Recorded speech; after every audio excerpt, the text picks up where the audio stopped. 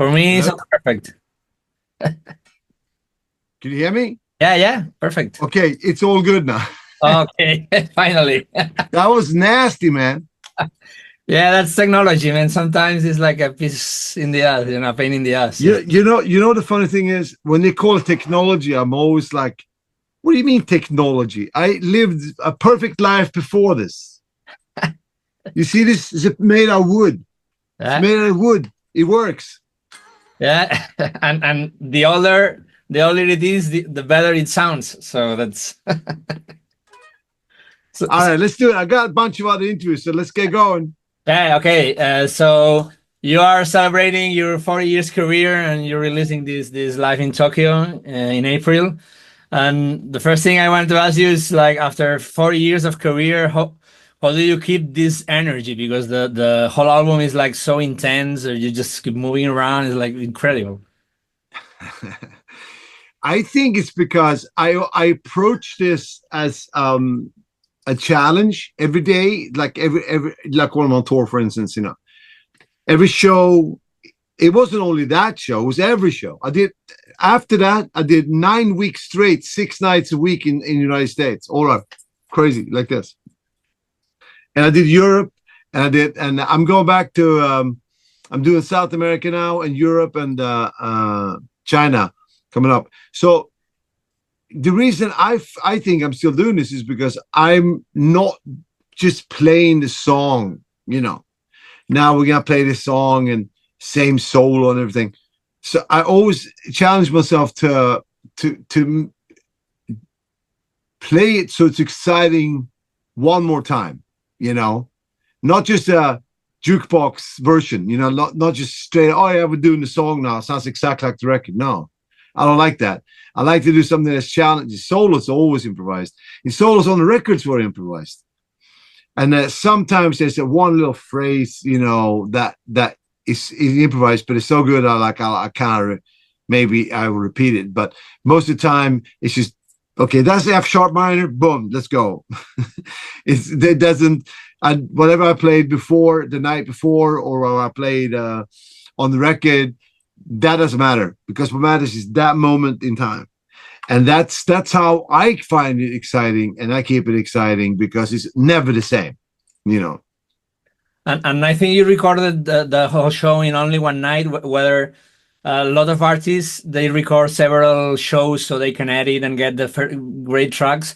So I We think did we did record Osaka and Tokyo, but ended up only using Tokyo.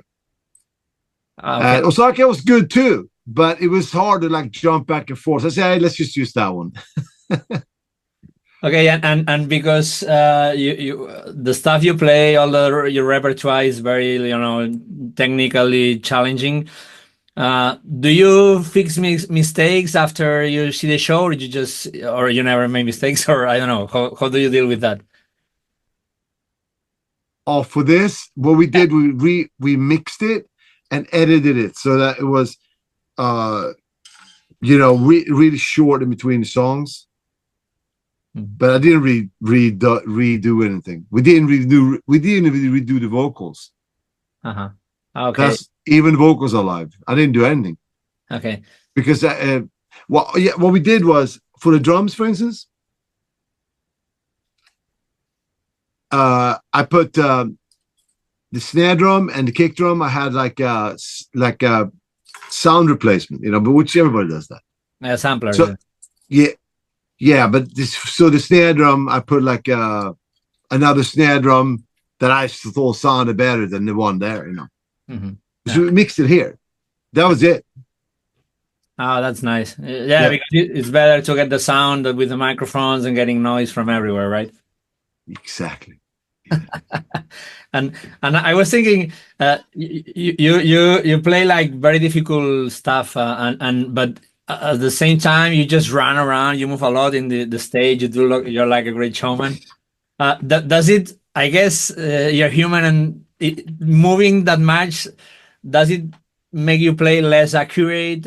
Is it more difficult? Or Well, I figured out many years ago that there's a balance there where there are certain things you don't want to sacrifice the accuracy, so to speak. And then there are certain things where it's acceptable to do a little trick, you know, whatever that might make something sound a little less dead on, you know. But that's part of the show. And I personally, I think that if you want to hear everything exactly the same, you should listen to the record, you know.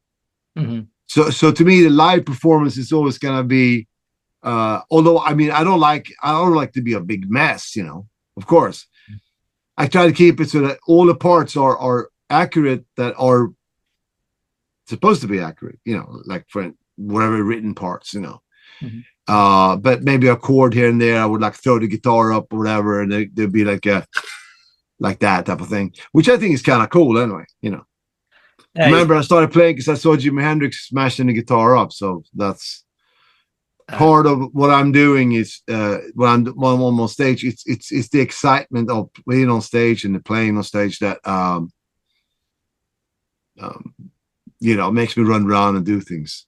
yeah, and I It's not, think being natural, it's better for the music, for the show, for everything, you know. yeah, I think so. I mean, if I would go see a show, I wouldn't want to see someone just stand there playing, you know. That's just my point of view. I don't like it. And I guess that this album is a kind of a celebration of your 40 years, and you included some all of your old songs, from your newer stuff, some classical things, and also like cover. Uh, when it comes to choosing your repertoire for this album, and generally for the concerts, you just play what you feel like you're more happy to play, or you also take in consideration like what your fans want to hear? How do you?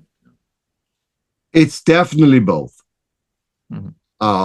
Definitely both.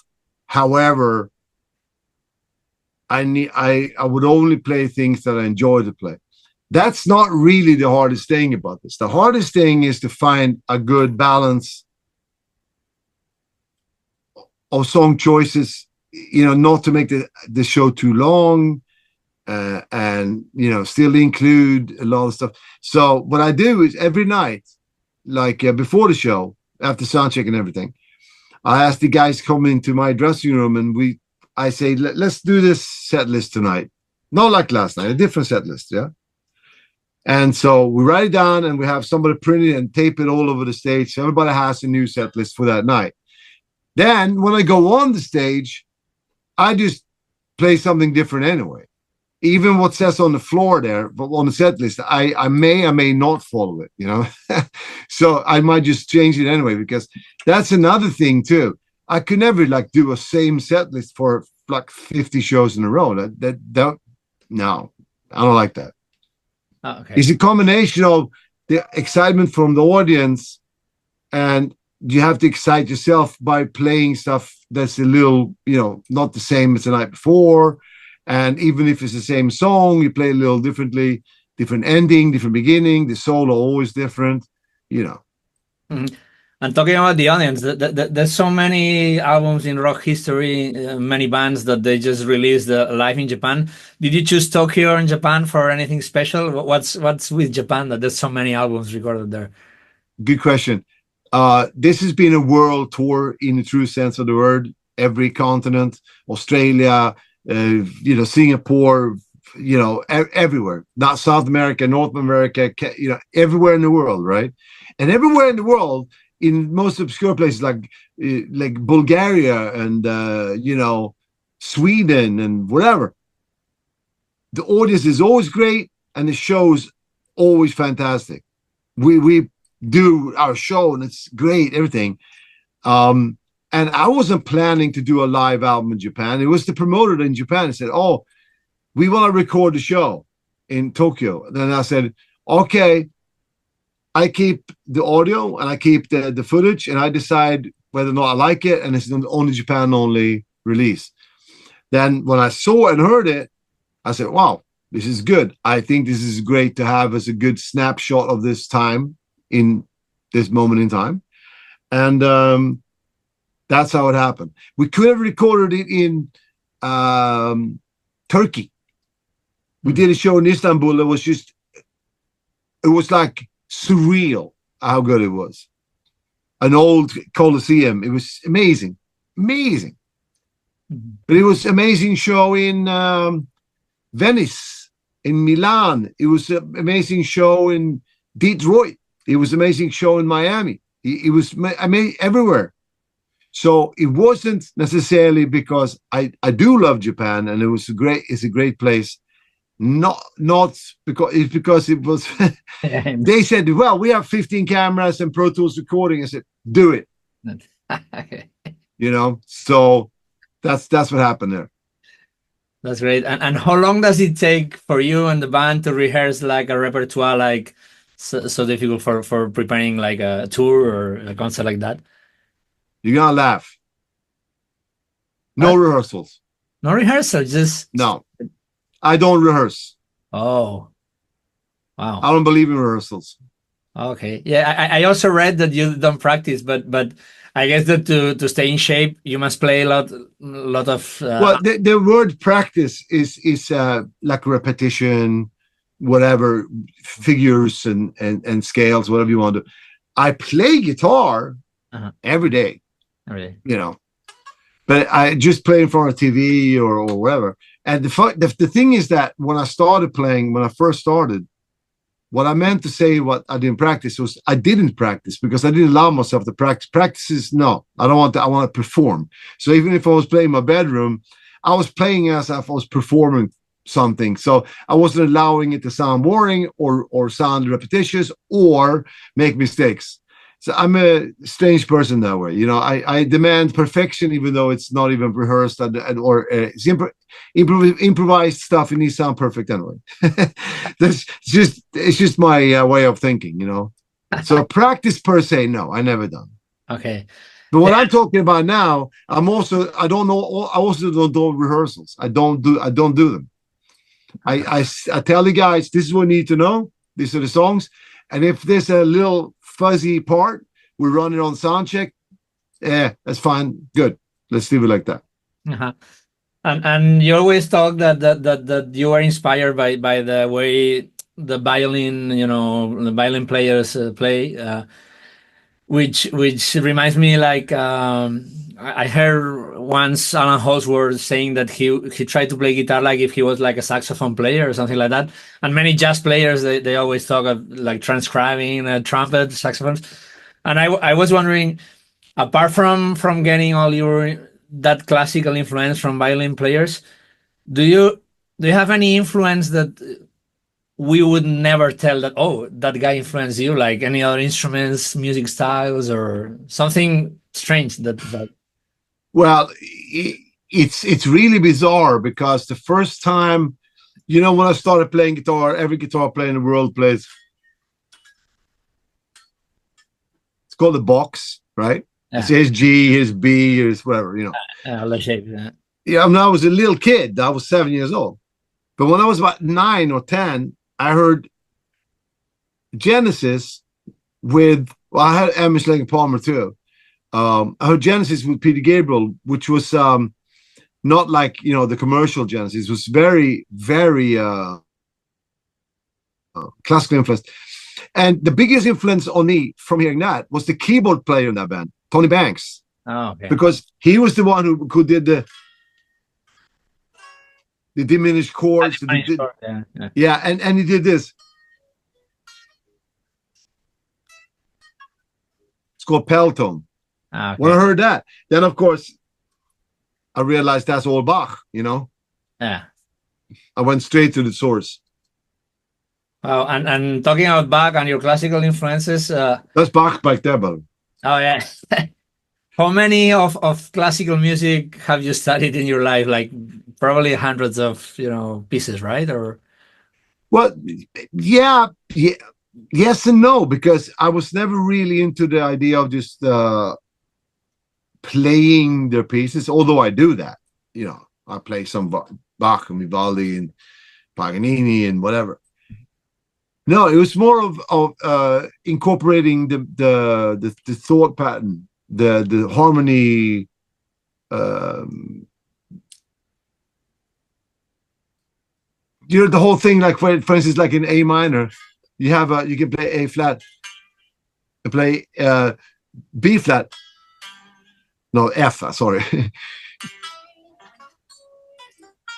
Tension notes, stuff like this, suspended, tension, diminished, all those, the way of thinking in that composition pattern, so to speak, instead of rock and roll, which is, I don't get me wrong, I love that too. I love rock and roll. I love Stones and everything. But for me, when I compose, it's a natural way for me of thinking and improvising within the Baroque classical realm, so to speak. That's sort of the way my mind works of all of these years of absorbing that music, you know. It wasn't so much, okay, now I'm gonna perform the flute concerto in D minor, you know,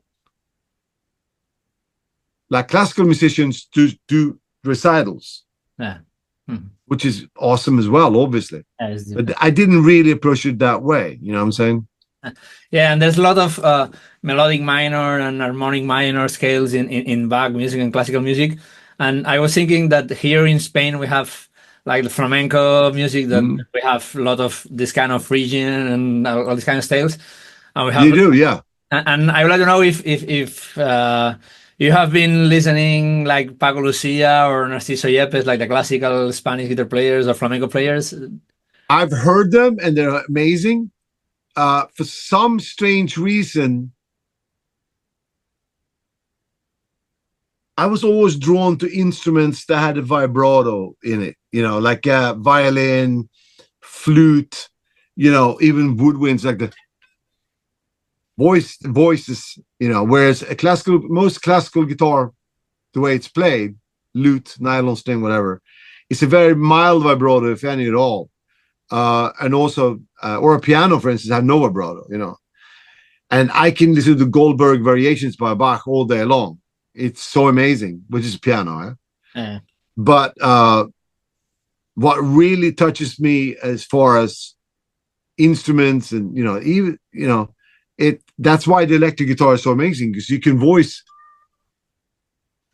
these things, make it yours. And the classical guitar is less so, you know. But I love the sound of it as the timbre of the classical guitar. That's why I use them. Because it's so different, let's say, than a steel string guitar. And it adds to the picture of the song or whatever, you know. And you are very famous also because you did like the scalloping, the fret scalloping, and I would like to talk a little bit about that, like how that did it came out, and also I think that I saw some videos of you like and probably in this concert when you play classic guitars. I think in the classical guitar you don't have the scalloping fretboard, right? So I do not. So it's very different for you playing one or the other, and why did you do that? Okay. So I don't know if you know about guitar, but guitar has frets, these lines here. I'm guitarist, so I know. Yeah. Oh, yeah. And if you have very tall frets, very high frets, you get more of a grip of the string than a more narrow, like a smaller fret, right? So the bigger the fret is, the more you get like grab the string, you know.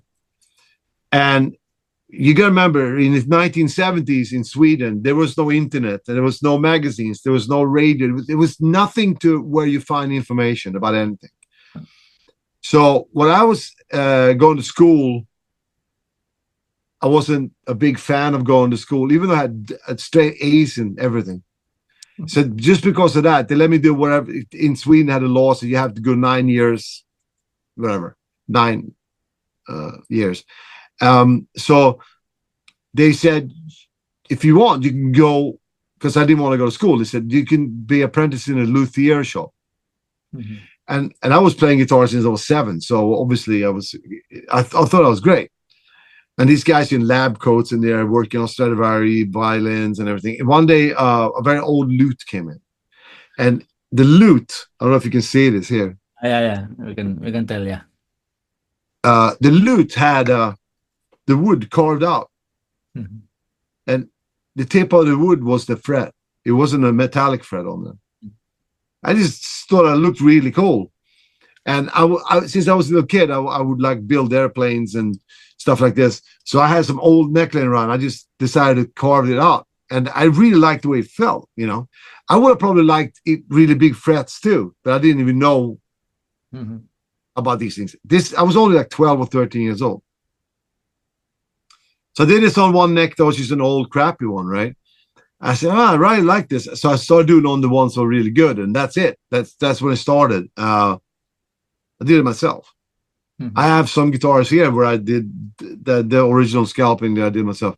And I didn't know anybody else did this. There was no information about anybody else. I found out later that John McLaughlin, Richie Blackmore, and some other people had done a similar thing. I didn't know that then. And so that's sort of how that happened. And I got used to it. And I, frankly, I have guitars. I have Gibsons. I have acoustics. I have all sorts of guitars. I could play all of them. Okay. But if I have what I really want to have, as my favorite thing, that would be, this. And I want to talking about the guitar. I think I saw in the video that you play one solo in the show where you have the middle pickup selected, and it sounds like one octave higher. It's probably like if you're using an octave or something like that, or I'm going crazy. That's the end of my solo. Yeah, I think it's okay. Remember that it's a harmonizer that goes one octave up. Okay. But it does. No, I'm not using the adapter. That must have been because I was just banging it around. Okay. It could be any pickup. On this one, I have actually a 5-way. I can do that. Get those Hendrix sounds and everything. It's really cool. I don't really use the middle one hardly ever, but it's good to have there. Okay, no, because I was watching that you use a lot of the neck pickup, which most metal guitarists always stay in the bridge pickup. But I don't know why at that point I saw you were in the middle pickup and there was sounding like the harmonizer. I was like, I don't know, maybe he built some harmonizer. No, there's no tricks like that. The reason I'm using this for some things, this pickup here, is because we do like arpeggios and stuff like this. This pickup is closer to the string, right? To we're here. So it gets really accurate, and it's more body to it. If you use it with a treble pickup, it's okay, but I think it doesn't come out as melodic. Okay. I want to go back a little bit in the past. In the 80s, there was like this explosion of great guitarists, like especially with the Shrapnel Records, thing. That you had all this, like Hall, Richie Kotzen, apart from Bass, Satriani, all Eddie Van Halen, everyone. Right now, we're living a different thing. That is, we have like millions of virtuoso guitar players on the internet, on the social media. That some of them maybe they never got on a stage to play. So, how do you feel that everything has changed from back in the 80s to right now? Like. I would like to say a little more in general the industry itself. It's not a pretty thing. The truth of the matter is that the recording industry was existing on one premise in the 70s and 80s, whatever, for the longest time until today. And it was the record labels wanted to make money. It's like any company. They make a product and they want to sell it, So therefore, if there was a certain band or certain, trend that came up, they would go, oh, let's find the next one. Let's find the next one. Let's find the next one. They would sign bands and acts every week. And it became like a puppy mill of this, where the quality was, maybe not the greatest all the time. There was like be an originator, and then there'd be a lot of copies, and then there'd be an originator, and and I'm not talking about me or guitar. I'm talking about styles. Like you have, I don't know, when the grunge came out, it was Nirvana started it, and then it was a million grunge bands that I don't even know the names from. Vice versa. But that's the reason that happened was or the glam thing, for instance, like the glam with a Poison or whatever. Then it was, when that happened, they had 15, 20 other bands on MTV every day that would sound and look the same. And then that went out of style and so on. And the reason this was happening was because they knew what people want. Well, they knew what would sell. There was a format. Everything was a format, right? You have a format on the radio. You have a format on MTV. You know what is, that's it. And then if that changes, you change the acts that you sign in order to make money. Now, the rug was pulled out under this because the product doesn't exist. Why would you spend money on trying to sell something that doesn't exist? There's no record stores. There's no records. There's no, it's not a product anymore. It's a streaming subscription that you can never make the kind of money that was made in the 80s. You know, you can never do that. So that is also a reflection of what happened with all the guitar players that came out, because they saw, oh, this Malmsteen guy, he was doing really well. Let's get a bunch of other guys and try to make money with them too. Same thing as with any band, like Bon Jovi or whatever. When they made it big, they made 100 bands, the sound that looked the same as them. You know, that's just the way it was then. I was there. I didn't read it in a book. I was there. I saw it in my own eyes. You know, I navigated through that whole thing and stayed pretty much on my own course. But that's what happened there. And today, there's no huge record company offices with local reps in every town. You know, they don't do that anymore because there's no record chains. There's no system like that. Of course, there is some, very small, but I'm talking about when it was the thing to do. Richard Branson said, "Hey, I want to make money. I start a record label." Yeah. Today, you start a record label because you love music, maybe not to make money. So now with YouTube and so on, anybody can make a record. Anybody can make a video and so on. So it diluted everything. There's no impact. Nothing has impact. If you go even back further, 1964, the Beatles came to America. They did one TV show, and they were the biggest band in the world because there was 2 TV channels. If they came and they did the same thing today, they did that. When I hold your hand like that on YouTube today, nobody would give a shit. No. That is what's happening then, and this is what's happening now. So something needs to be done about that. And I don't know what. Yeah, let's hope that everything is cycle and it comes back again to just right. No, I mean there is a revival in vinyl. There's a revival. When I was a kid, you went to the store. You went on the tube. You went to the store. You bought a record. You took it home. You open it up. You put on the record player, and you listen and you look at the pictures. It was a big event. No anymore. You know, it doesn't exist. It's not like, oh yeah, I'm making a record. Yeah, but where's the record chain? Where's the store? There isn't any. You know. Okay, that's what's happening. Yeah, that's terrible. When we connected, you told me that you just were writing some music, and I would like to ask you about your composing and writing process. How do you manage with that? Do you start with the guitar always? No. I can hear a melody in my head, and then I put the chords around it, or it could be a title, and I write down on my phone, whatever. Or I sit in front of TV, and oh wow, and I run up here to the studio and record it real quick, or I record on my phone, or it's a chorus, or it's a riff, or it's a theme. It's never the same. No. Okay. And about your stage, you're always bringing a lot of Marshalls, cabinets, and heads and everything. I always wonder, are all those cabinets and the amp heads working? Because they're all real, yes. And how do all real, but they're not all connected because you can't connect 56 Marshall heads. Yeah. So in America, I use 56 Marshall heads. That's why I But wonder. the thing is this. Some people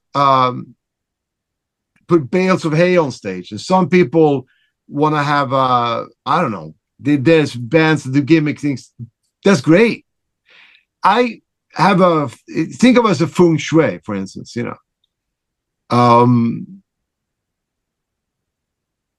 It's just a vibe. Let me see if I can turn this camera around and see the other side of my recording studio here. Oh, nice. Oh, yeah. I don't know if you can see it. Yeah, I can see. Yeah, it's great. Yeah. There's a lot of stuff in here. Yeah. I don't use all of that stuff.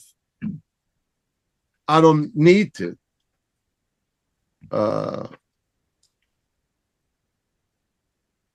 I don't need 7 Ferraris, but I have them. Yeah, if you can, then go ahead. Because I love them. Yeah. I love them. You know what I mean? I'm just I get a vibe from things, and they're not only like, they're not materialistic things. They're more like, they give me like a vibe, and that's why I have them there. And you always play live with your Strats, and I have 2 questions about that. First, one, if there's any single model special, that some guitarists, they have like one, or you just use any of them unlikely. This one question, and the other is like, you said that you also have like, and I saw some different guitars, you have some Gibson and stuff. Do you ever use Gibsons or other guitars to record, or at the end you always? I did a long time ago. I have here 50s and 60s Stratocasters, and I got Les Pauls and Flying V's and all this stuff. I don't really use them. They're more like ornamental. Many years ago, I did one record, I think it was called Magnum Opus. I would throw in all sorts of different guitars, but it didn't make any difference. It didn't sound different. Didn't feel it. Nothing. It's just the music that really matters, So as far as the guitars go, I don't like. For instance, this one says number 7 on this. This happens to be one of my favorites, but I don't like to be attached to one guitar, because I don't want to lose it and then they'll feel like I can't play anything else. So I have as many as possible guitars set up to look and sound exactly the same. So worst comes to worst, I can always knock it out with that. Like if it's a 1 or 2 or 3 or 4 or 7 or 10, they have numbers on the back.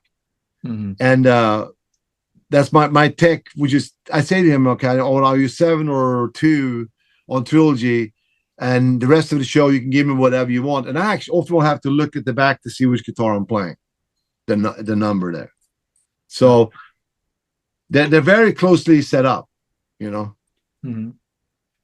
And you recorded like the album with a full symphonic orchestra, and which really it's much different than playing with drums and bass. And you plan to do more, or just was like? Yeah, I always write stuff that could very easily be converted to that. It's just that I find myself having very little time ever to do anything. So you have to take about a year out. So I will do it. No immediate plan right now. Okay, so and what plans do you have for the future? I think now you have the 40th anniversary tour coming up. I don't know if you're planning to come to Europe, to Spain. That is the plan. Okay. I'm right now, I think we have South America booked in June. I'm pretty sure. And then right after that, we're going to Europe. So I haven't seen any of the shows yet. And then we're supposed to go to Asia after that. So I'm waiting to see the exact dates. But that's what. And in the meantime, now I'm up here and I'm writing some new stuff. And well, we're running out of time. So just to finish, I would like to know about your more on your personal life day to day, like apart from playing guitar and concerts and everything, and driving Ferraris, that I know you love Ferraris. Is there any other hobbies or any other silly stuff you like to do when you're not, on that? Yeah, you know, yes and no. I mean, I don't. It's pretty much that. I'm doing the gun range thing. Uh, I'm not. I'm pretty much. Those are the things that I have time for right now. You know. Uh-huh. And 40 years of career, which is like a pretty long career. You have many albums and things and concerts all around the world. What do you think there's left for you to do in the future? Like something like, oh, I still need to do that, or you don't think about? I see every day. Every day it's a new day, and you make each day count. And if you have a goal, if you have a vision to do something, you should strive for that. Right now, I'm extremely happy just to do what I'm doing. I'm happy to just be doing what I am doing. I don't feel like, oh, I have to do this or I have to do that. It's more like it's a great uh, continuum going on right now, which I feel I just want to keep making music, touring, making music, and playing around with cars and this, whatever. That's basically where I'm at right now. That might change. I don't know, but right now, that's the prime. Okay. And do you still listen a lot of music? And in case that you listen a lot of music, what kind of music Actually, nowadays? especially when I'm writing, I don't like to listen to anything because it's like painting a painting and somebody starts throwing paint on it. I don't want any distractions. So I'm in the writing mode right now. Obviously, I hear music anyway, in a movie or in a store or whatever. So I hear the music, but I'm not actively sitting down. Okay, I'm gonna listen to this now. Uh-huh. Yeah, there's been enough information put into my brain for many years. I don't need any more information. And is there yeah, I feel similar like that, but anyway, is there any new guitarist in town or new musician that you say, oh, this guy really interests me and I think it's special, or not at all? I like I said earlier on, I'm sure there's shitloads of great stuff. I just don't have the time. And it's funny because sometimes people might not understand this, but when you are a creator, composer, performer, whatever, it's sort of like such a big part of your life that listening to music is not it's not like a recreational thing. It's more like an analytical thing. So if when I hear something, I start analyzing it, like, oh, why did it do that there? Or, I can't have it pass it. So it's not that I don't have the interest. It's just that because it distracts from, especially now, especially when I'm writing. When I'm in a writing mode, I don't listen to anything. Okay. Well, we have the connection is gonna cut in 1 minute, so I would like to thank you for talking to you. It's great, and I think I want to thank you in the name of million guitarists ever that Thank you. we've been inspired by you. You have been one of the greats, and you still are one of the greats. So thank you for your time, and hope to see you playing live here. I saw you two, 3 times playing live in Barcelona, but I hope to Yeah. play here next time. See you then. Okay. Take care Thank and you very good luck much. with the album. Bye bye.